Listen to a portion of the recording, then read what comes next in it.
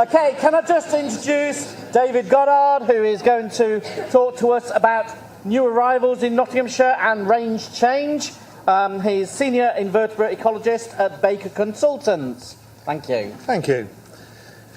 Good morning, everyone.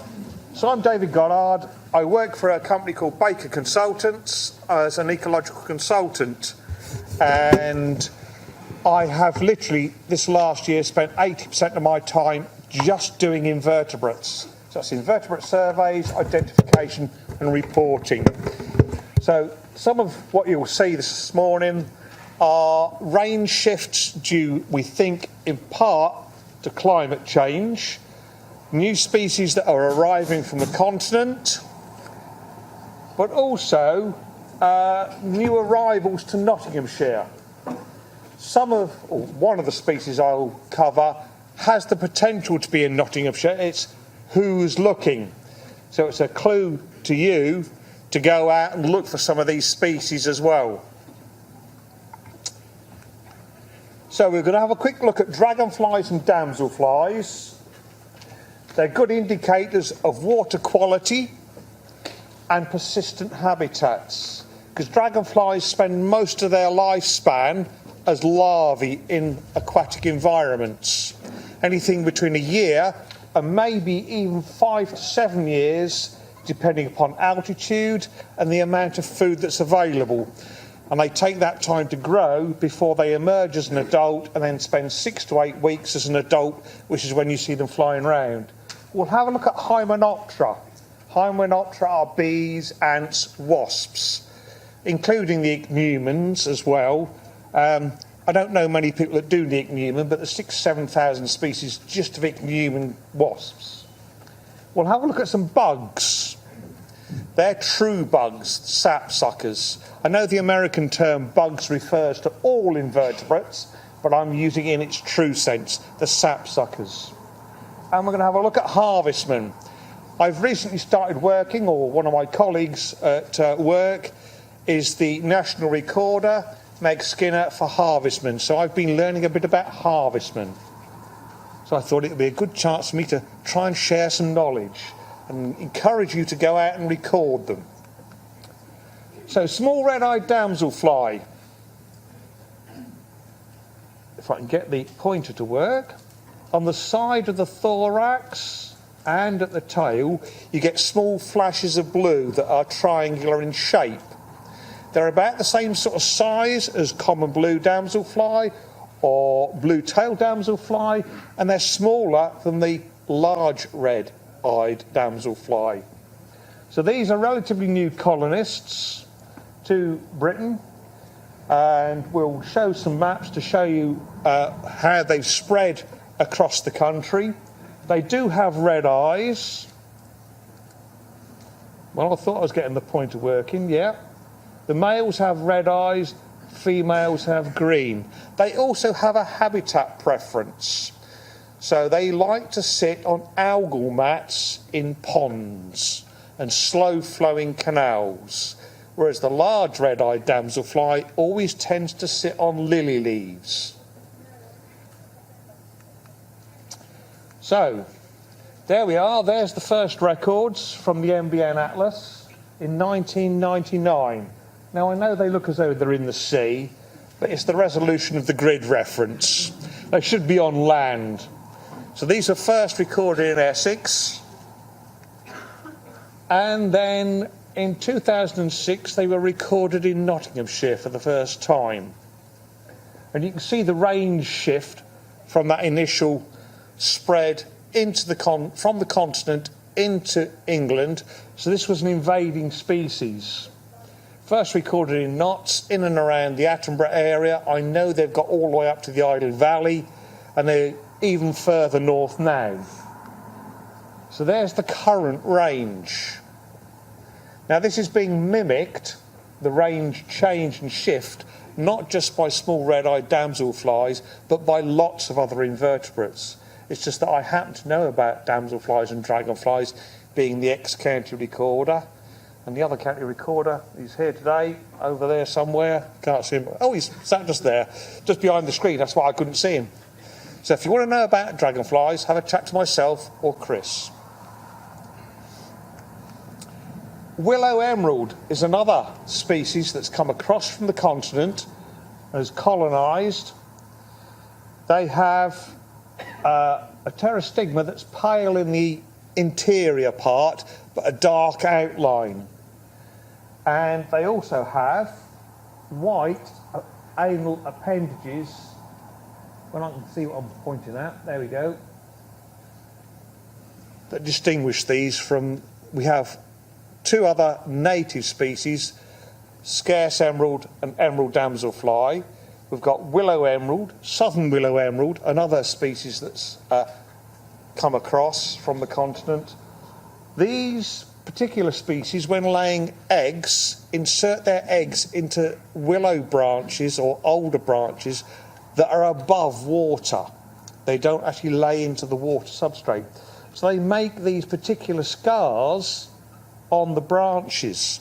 So even if you can't see an adult, but you can see these scars on the branches above the water, then you know you've got willow emerald damselflies present on site. The larvae, when it hatches, wiggles and squirms and then falls into the water.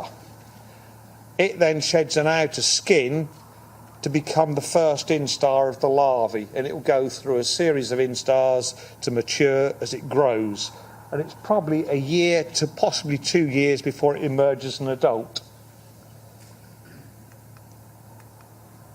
So these were first recorded in and around the Felixstowe area back in 2007. And there we are, by 2017, it's considerably extended its range. The first Nottinghamshire records were in 2021, I believe. Yeah, I've got the dates right. And now we're covering that sort of area. So in the next years, even if you're not from Nottinghamshire, you're from slightly further abroad, you might find them colonising your area. Scarce chaser has been a resident species for a long time, but it's recently started to expand its range, even within the UK. And the only reason we can come to or think about that's made it expand its range, because the habitats have always been present, it's always associated with rivers, is that climatically the conditions are now right. So it's got enough warmth, primarily. The males are blue pruinescents. This one has mated, so when he mates with the female holds the male's abdomen and scrapes off that pruinescence to reveal the darker underneath. So it's a waxy substance on the cuticle, it's not part of the cuticle itself. So that's how I know that that particular male has already mated with a female. And the female has this wonderful sort of shape down the length of the abdomen. They were recorded along the River Soar, just on the Nottinghamshire, Leicestershire border, and now we've got them recorded in Nottinghamshire, on the right side of the river, you might say. So a resident species, so that just gives you an indication of where they were located in 2000. All of these maps are from the NBN Atlas, by the way, so you can always go and visit the site and actually see for yourself how things have changed by just selecting the maps, an interactive map, and then changing the years to display the years that you want. So you can see by 2010 it had significantly changed its distribution. First recorded in Nottinghamshire in 2020, I believe, and now we've got a population like that, and it's even made its way across to the far west of Ireland. Now that's some distance across open sea as well. There are dragonflies from America called a green darner that have been blown across on Atlantic storms that have made it to the UK, so they can cover huge distances. even for a relatively small insect. There's been recent research in the Pyrenees between Spain and France using radar to show that migration goes over the mountain ranges as well. So they can, I mean, small insects cover huge, vast distances. So it's not surprising that we're getting a few come across from the continent. Now, this is a small jewel wasp. I know Tim's covered a lot of jewel wasps in Nottinghamshire. This one, I took 2 of them at a site in Oxfordshire. So I got the ID guide out, went through. Something's wrong here. This species is only recorded in the Channel Islands. So I went and got another ID guide out, went through. Exactly the same species determination. Something's not quite right here. Am I being thick? Have I really got the ID wrong? So I contacted someone at BWARS who I know, and he said, do you remember a paper in 2021? Sorry to say, I'd forgotten about it. 2 of these were recorded in Kent in 2020. So there's the 2 records in Kent. And you're thinking, well, they've come across from the Channel Islands, and that's some distance anyway for such a small thing. There's my site, just about there, and that's 134 kilometres away from the Kent ones, in only 3 years. So it's expanded its range considerably. And then if you draw an arc from the nearest point northwards to Nottinghamshire, it's only about 12 kilometres short of Nottinghamshire.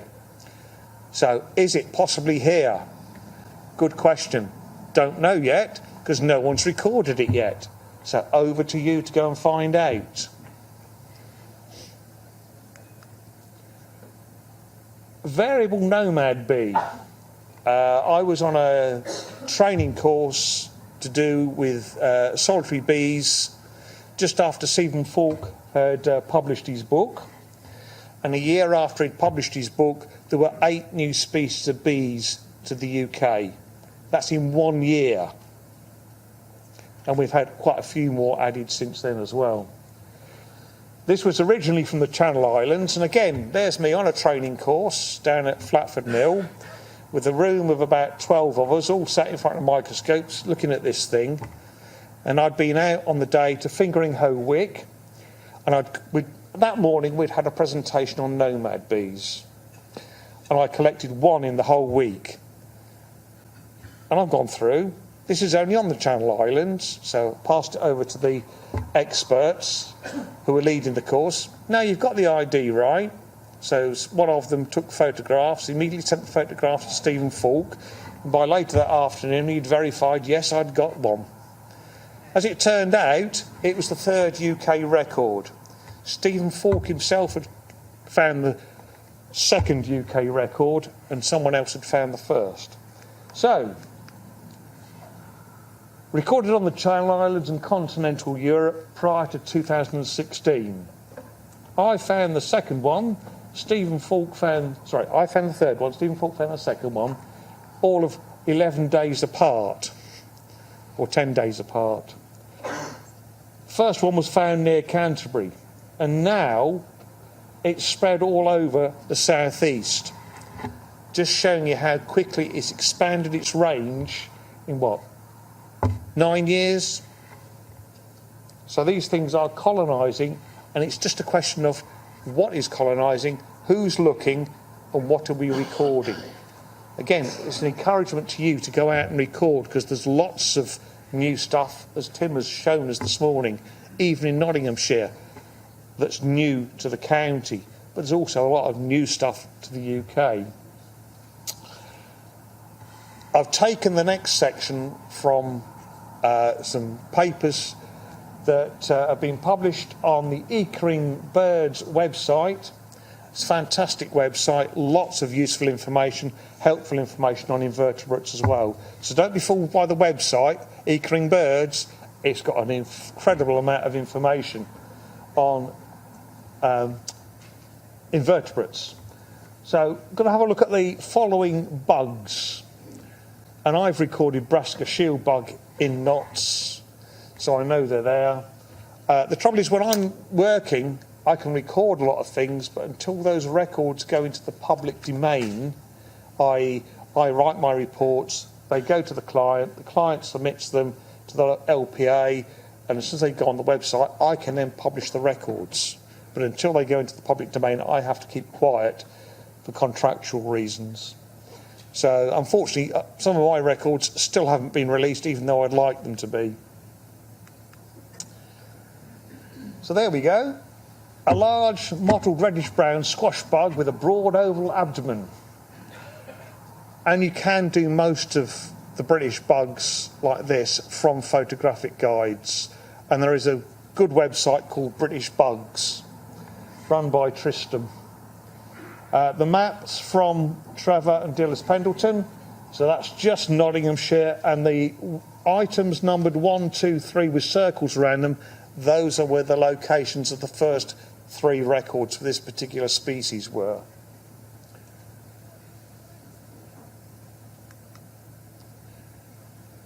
What I forgot to say, of course, was the first record for knots was 2007, as published. So you can see on the map it says 2007, 2021. The next one, very similar looking, but the points are much more pointed here on the shoulders. And you can see it's a different colour brown. That's a lot more rounded as well. Fewer records, but the first record was 2015, so just a few years ago. And again, southerly, but again they've been found throughout the whole of Notts. A very large and spectacular squash bug with quite what I think is a nice pattern on what you'd call the wings. 2009, first record, so not many years ago. And I'm sure if we got out there and actually looked, we'd find lots more relatively new species as well. And I've recorded this over at Colic when I was doing some surveys. So there are 3 or 4 black and red bugs, but they're easily separable. That first record was 2011. Unfortunately, a lot of the invertebrates don't have common names, so you just have to put up with the scientific names. And the last one, a tortoise bug, and they call it a tortoise bug because they've got a shape like a tortoise, basically. 2019, so really recent records through 2021.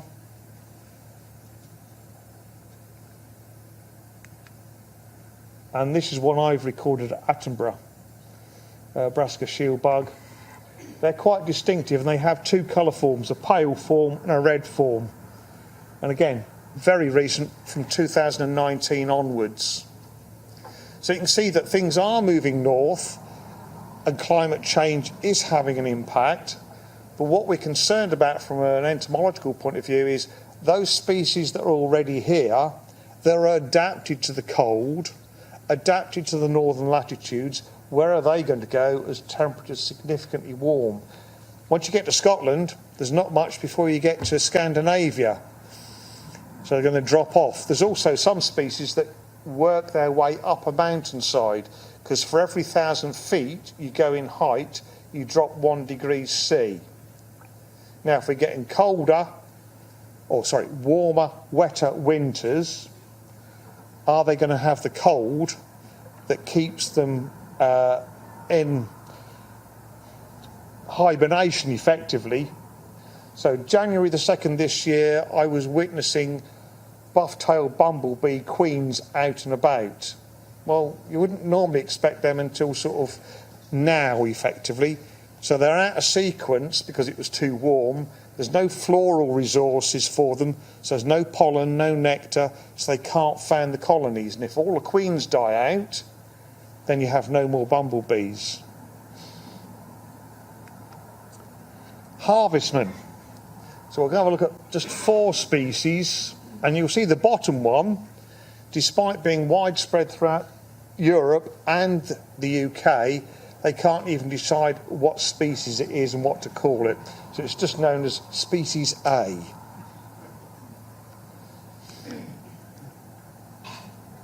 So this particular one is really red and black legs. First recorded in Nottinghamshire in 2010. Go to the British Spiders website to find out about spiders and harvestmen. And we've got a stand for the British Spiders here today as well, so go and have a chat with them. But this is turning up everywhere. I haven't got plans to show you where they are in the UK, I just put Nottinghamshire up. Another one, and this is, if I can see them, you can see the palps here are really quite long, but got a nice shape on the back of the abdomen, and that's called the saddle. So that helps you to distinguish species. 2020, so only a couple of years old really, from new records in Nottinghamshire. And they don't actually fly, and they only walk, so how are they getting from place to place? Well, some of them we think are actually being transported and moved from continental Europe in imports of trees and plants and things like that. And we've got a few non-natives as well that turn up that are in places like the Eden Project and what have you. Really obvious palps, as you can see, that are forked as well, and always with their legs sort of spread out at the side. 2002, so it's a little older, and often you'll see like a highwayman's mask, a black mask over the eyes.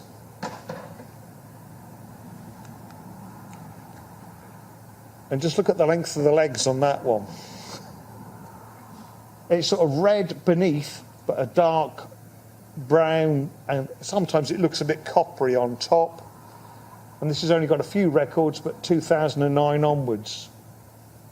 And this is the one that's spread from continental Europe, and it's everywhere. But they can't determine, or the taxonomists haven't yet decided what to call it. So it's a quick whiz through of just a few things that have changed range, have moved into Nottinghamshire, but this is happening on a grand scale across the whole of the country. And if we'd went back far enough, the speckled wood butterfly, if you go back to the 50s, you wouldn't have found it in Nottinghamshire at all. And now it's got a lot further north. And even in my lifetime, I can remember the first record for emperor dragonfly in Yorkshire. It's now in southern Scotland. So that's sort of 20, 25 years' time, it's moved all that way. Just, we think, because the climatic change conditions allow it to survive. Thank you very much for listening. Time for questions.